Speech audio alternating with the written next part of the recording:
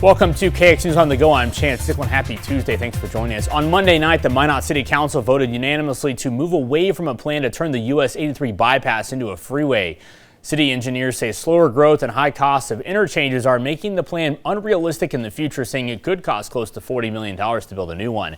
Now the council is drafting a new expressway policy that would still limit access, but it would allow more flexibility for development later on. The council then moved on to Sunset Boulevard, a heavily traveled gravel road in northwest Minot. In this instance, the council did vote to move forward with plans to pave the road using sales tax infrastructure dollars.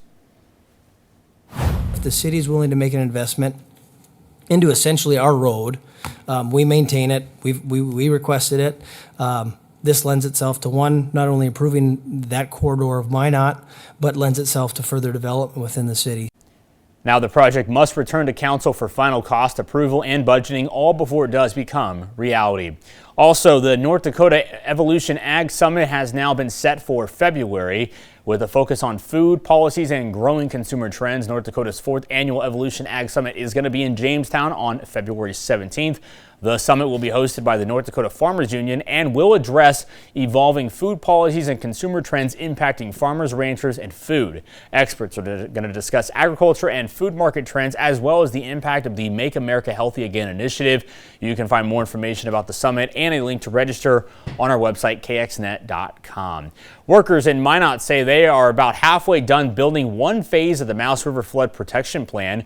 Workers are on to phase MI7 of the Enhanced Flood Protection Plan. It started last spring, and much of the work is now happening near Roosevelt Park Zoo. Logan Wood, the zoo director, says there are now some renovations, new ones for that matter, for the outreach animals, and they continue to build the new zoo. He says that includes bigger enclosures for some animals, and they're now reopened. The Discovery Barn construction is now happening to build a new camel exhibit. The zoo's camels were temporarily moved to the Minnesota Zoo. Wood says that the exhibit is expected to open in late spring or early summer. With all these new exhibits coming in the next couple of years, we're starting to set those standards not only through North Dakota zoos, but zoos throughout the nation. So we're really excited.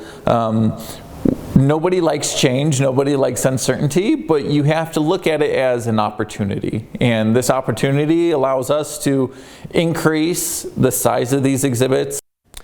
Construction around the zoo will continue into the spring, and we have much more available on our website, again, kxnet.com. Andre, good morning. And good morning to you too, Chance. And we are starting our day out here in the capital city with a little bit of that patchy fog and a little bit of flurry action too, with a visibility of 6 miles and a temperature of 20 degrees. But as we head over into the Williston area, we're also seeing a little bit of those foggy conditions too, with a visibility of 0.25 miles and a temperature of 7 degrees. Now, as we head into the rest of the day, we're continuing to see that wintry mix move on through, and we also are going to be expecting above average temperatures through our Tuesday, and we will see little change in the pattern over the next several days as well.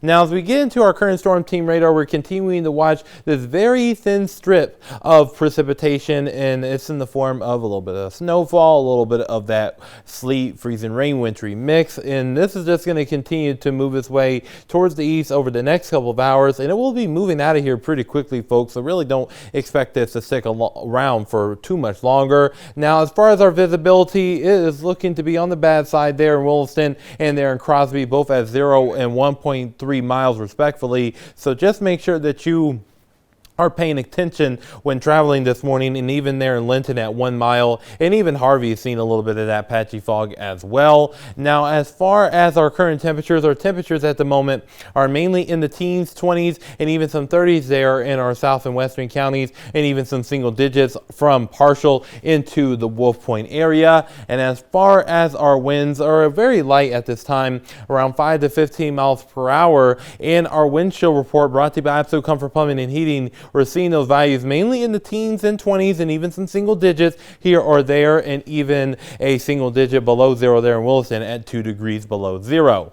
Now, as far as our highs for today, we're going to be seeing those temperatures climb up mainly into the 30s and 40s and even some 20s there in our north and eastern counties. But as we get into our wind gusts throughout the rest of the day today, as high as about 15 to 25 miles per hour, but nothing too extreme throughout our afternoon and evening. A good day to fly a kite. Once we get into tonight, temperatures will drop on down into the 20s and the 30s, so it's going to be a very mild night in store for us. So you may just have to have that heater on low tonight. But as we head into our Wednesday, we're going to see those temperatures bump back up into the 30s and 40s, and perhaps even a few low 50s there in Bowman and Hettinger. We'll be watching that very closely here. Now, looking here in Williston over the next 5 days, we are going to be seeing those temperatures just remaining above average, even with a decline in temperatures on Friday and Saturday. We are still going to be above average with those temperatures in the mid to upper 20s, but watch out for those single digits as we get into Friday night.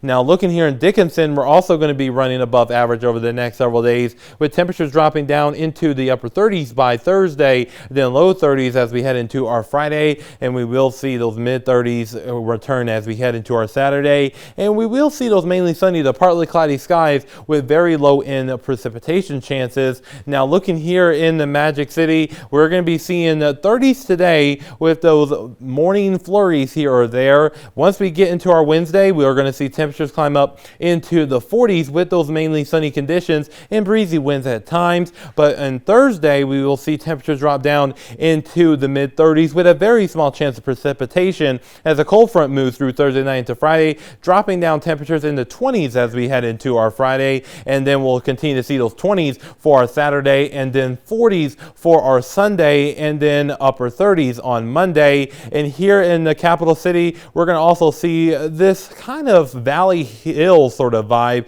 with those upper 30s returning by the time we get into our Sunday and Monday. So chance looks like today overall is going to be a really great day, so go on out there and enjoy. Alrighty, you do the same. Thank you. And thank you for choosing KX News and choosing KX News on the Go. We'll see you tomorrow.